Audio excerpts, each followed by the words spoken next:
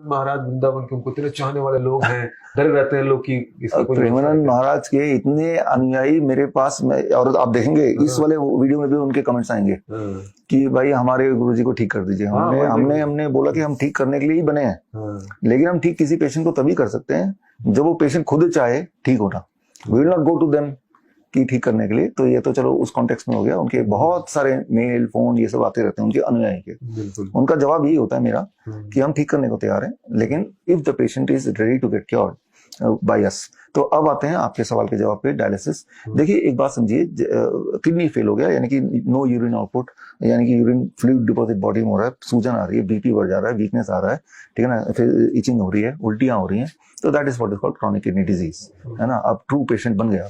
तो ऐसे में जो फ्लूइड एक्स्ट्रा डिपॉजिट हो रहा है, जो पेशाब से नहीं निकल रहा, वो डायलिसिस से निकालेंगे। This is the work of dialysis. तो इसमें जितनी बार डायलिसिस होगा उतनी बार किडनी जो थोड़ा बहुत भी काम कर रही है वो फर्दर और डैमेज होगा। और एक टाइम आएगा जब डायलिसिस की फ्रीक्वेंसी इतनी बढ़ जाएगी कि डायलिसिस भी फेल हो गया। पहले तो हफ्ते में 1, फिर हफ्ते में 2, फिर हफ्ते में 3, फिर 4, फिर बोलेंगे अब डायलिसिस नॉट वर्किंग, राइट। ये सब कहा जाता है कि जब आप डायलिसिस पे आ गए तो लाइफ आपका स्पैन जो बिल्कुल कम हो गया, फिर ट्रांसप्लांट करने की बात होगी। एक किसी बेचारे का किडनी ले भी लेंगे और वो ट्रांसप्लांटेड किडनी भी फेल हो जाता है 1-2 साल में, किसी में 3 साल में फेल हो जाता है। तो that is the end of life. Not only yours, जिसका किडनी लिया था वो भी सफर कर रहा है। अब आते हैं सोल्यूशन पे। गॉड ने हमें एक तीसरी किडनी दी है, मेडिकली से बोलते हैं थर्ड किडनी, द स्किन।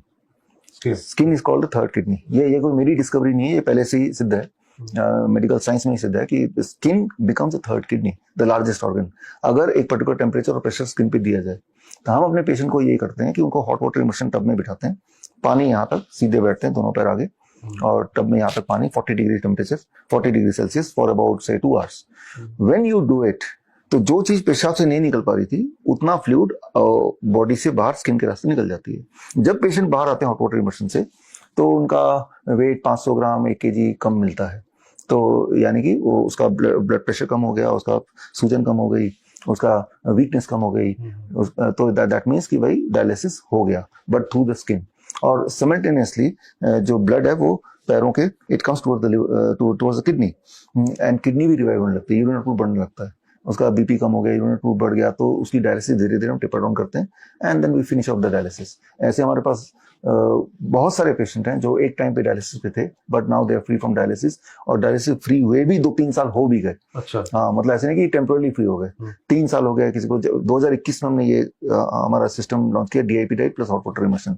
तो 2021 के भी पेशेंट है मेरे पास जो 21 में उन्होंने किया और डायलिसिस मुक्त हुए और आज भी जिंदा पूरी तरह हेल्दी है। टुडे इज 2025, है ना। तो वो क्या कर रहे हो, किडनी प्रॉब्लम तो है अभी भी ना, पूरी तरह से खत्म? पूरी तरह से खत्म, पूरी तरह से एक भी दवाई नहीं, एक भी सिम्टम नहीं। और हॉट वाटर इमर्शन तब किया था, वो भी 2-3 महीने में बंद कर दिया।